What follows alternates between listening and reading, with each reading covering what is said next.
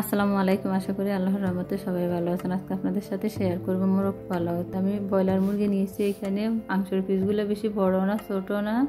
দিয়ে দিব লবণ, লাল মরিচ গুঁড়ো। এখন আমি লবণ, লাল মরিচ গুঁড়ো ভালো করে মাংসের সাথে মিশিয়ে নিব। এখানে আমার 5 কেজি মুরগির মাংস আছে। আমি 5 কেজি মুরগির মাংসের জন্য 3 কেজি পোলাও চাল নিয়েছি। আর আজকে আমি এতগুলো মোরগ পোলাও করব। আমি আজকে শুক্রবার, জুমার নামাজের সময় মসজিদের সামনে ফকির আসে, আমি এদেরকে পোলাও দিব রান্না করে। আমি ঘরে থাকা মশলা দিয়ে পোলাও করব। চুলাতে কড়াই বসে দিয়েছি, দিয়ে দিয়েছি তেল।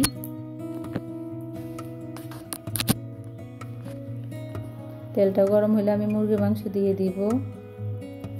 আপনারা ধৈর্য ধরে প্লিজ শেষ পর্যন্ত আমার ভিডিওটা দেখবেন। দেখার পরে যদি ভালো লেগে থাকে তাহলে আমার চ্যানেলটি সাবস্ক্রাইব করবেন, লাইক দিবেন।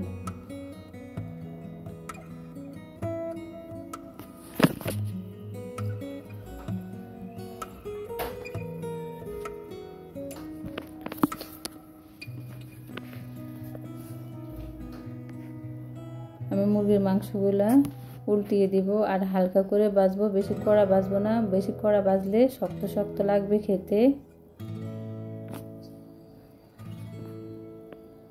এভাবে আমি সবগুলো মুরগির মাংস ভেজে নিব। এখানে একটা বাটিতে আমি পেঁয়াজ, কাঁচামরিচ বাটা নিয়েছি। দিয়ে দিব 3 টেবিল চামচ রসুন বাটা।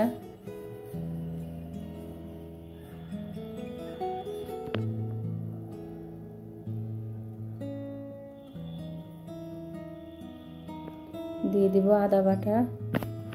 যারা নতুন রাঁধুনি তারা খেয়াল করলে বুঝবেন আমি 5 কেজি মাংস আর 3 কেজি চালের মধ্যে কতটুকু মশলা দিচ্ছি। দিয়ে আমি 2.5 চা চামচ এখানে 2.5 টেবিল চামচ আদা বাটা দিয়েছি। দিয়ে দিয়েছি এখানে গোলমরিচ বাটা, দিয়ে দিয়েছি এলাচ দারচিনি বাটা। আমি ওইখানে জিরে গুঁড়ো দিয়েছি। দিয়ে দিয়েছি টমেটো সস, দিয়ে দিয়েছি কাজু বাদাম বাটা,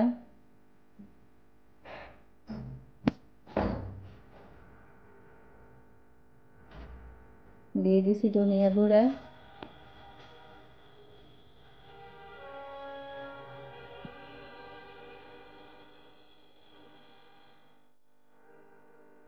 দিয়ে দিয়েছি টক দই। আমি এখন মশলাগুলোকে ভালো করে মিশিয়ে নিব। মশলাগুলো আগে থেকে সব একসাথে মিশানো থাকলে রান্না করতে সুবিধা হয়।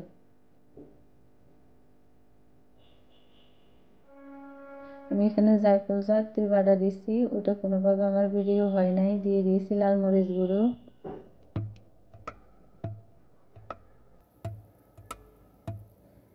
আমি চুলার মধ্যে পাতিলে তেল দিয়েছি, তেল গরম হয়ে দিয়ে দিয়েছি পেঁয়াজ কুচি। আমি এখানে পেঁয়াজ কুচি বেরেস্তা করব।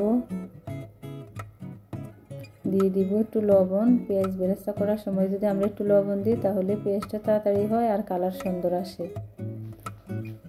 পেঁয়াজ বেরেস্তা হয়ে গেছে। আমি এখন মাখানো মশলাগুলো ঢেলে দিয়েছি। মশলা ভালো করে কষাবো।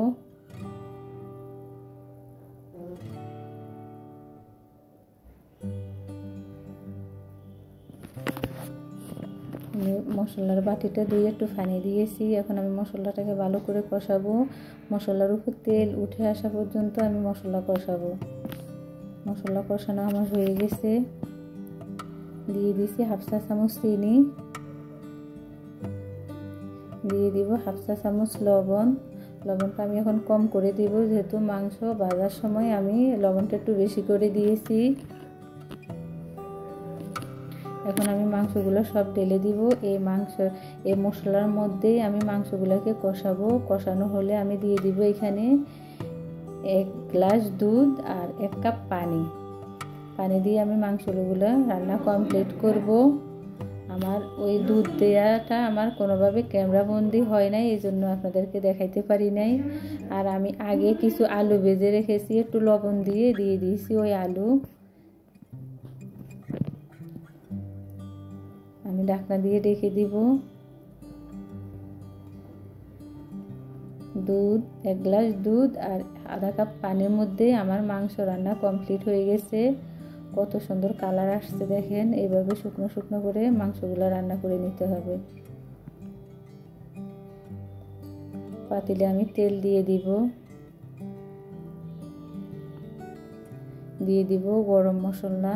আমি পোলাও চালগুলো আগে ধুয়ে রেখেছি চালিয়ে পানি ঝরার জন্য।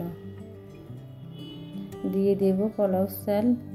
আমি এখানে 2 কেজি পোলাও চাল দিয়েছি, যেহেতু এই পাতিলটা একটু বড় এই জন্য আমি এখানে 2 কেজি ভাজবো। 2 কেজি আমি এখানে রান্না করব আর 1 কেজি আমি আলাদা একটা পাতিলে রান্না করব। পোলাও চালগুলো আমার ভাজা হয়ে গেছে। আমরা পোলাও চাল ভাজা হয়েছে বুঝবো যখন নাড়তে হাতের মধ্যে পাতলা মনে হবে, তখন বুঝবো পোলাও চালটা ভাজা হয়ে গেছে, পানি দেওয়ার জন্য প্রস্তুত। এখন আমি পানি দিয়ে দিব। আমি পোলাও করার সময় কখনো মেপে পানি দিই না, আমি চোখের আন্দাজে পানি দিই। আর আমার পোলাও কখনো নরম হয় না, খুব ঝরঝরে হয়। আপনারা দেখলে শেষ পর্যন্ত দেখলে বুঝবেন।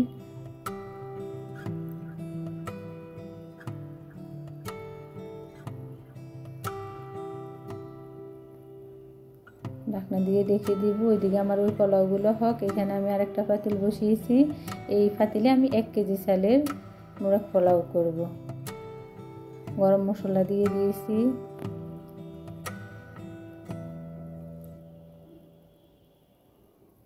দিয়ে দিব চাল।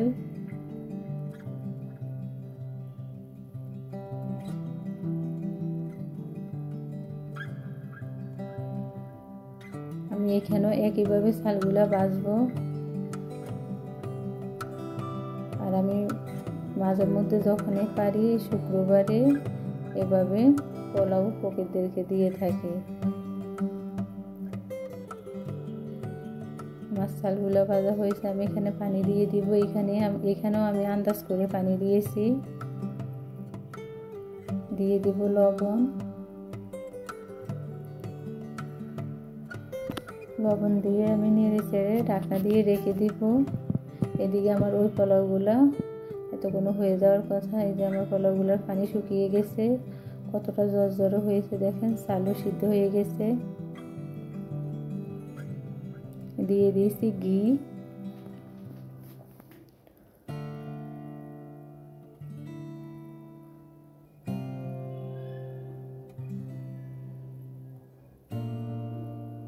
দিয়ে দিব বাদাম।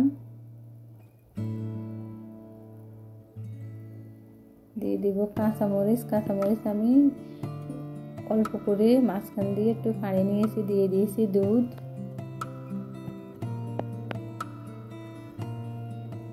দিয়ে দিব পেঁয়াজ বেরেস্তা। দিয়ে আমি 5 মিনিটের জন্য ঢাকনা দিয়ে রেখে দেব। এখন নাড়া যাবে না, নাড়লে দুধগুলো পোলাওর সাথে এখন উপরে উঠে আসলে পোলাও নরম হয়ে যাবে। আমার 5 মিনিট পরে আমি এই যে ঢাকনা সরিয়ে নেড়ে দিচ্ছি পোলাওগুলো, কত সুন্দর ঝরঝরে। এখন আমি এখান থেকে অর্ধেকটা পোলাও একটা পাতিলে উঠিয়ে নিব।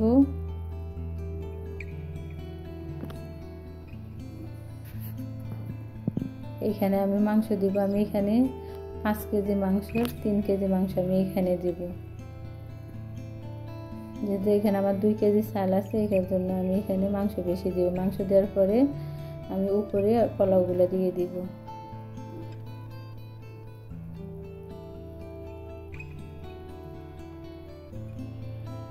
যেখানে আমি 1 কেজি চাল রান্না করছি ওইখানেও একইভাবে আমি বাদাম, পেঁয়াজ বেরেস্তা, দুধ দিয়ে দিব। দিয়ে আমি নেড়ে চেড়ে এখান থেকে অর্ধেকটা পোলাও উঠিয়ে রাখবো। উঠিয়ে আমি মুরগির মাংস বাকিগুলো দিয়ে দিব। দিয়ে আমি উপরে আরেকটা পোলাওর আরেকটা লেয়ার দিয়ে আমি ঢেকে রাখবো 5 মিনিটের জন্য। একইভাবে আমি 2 পাতিলের পোলাও রান্না করে উঠিয়ে নিব। এদিকে আমি এগুলো নেড়ে দিব। এখন আমি চুলা বন্ধ রেখেছি। এই সময় আমি চুলাটা বন্ধ করে দিয়েছি।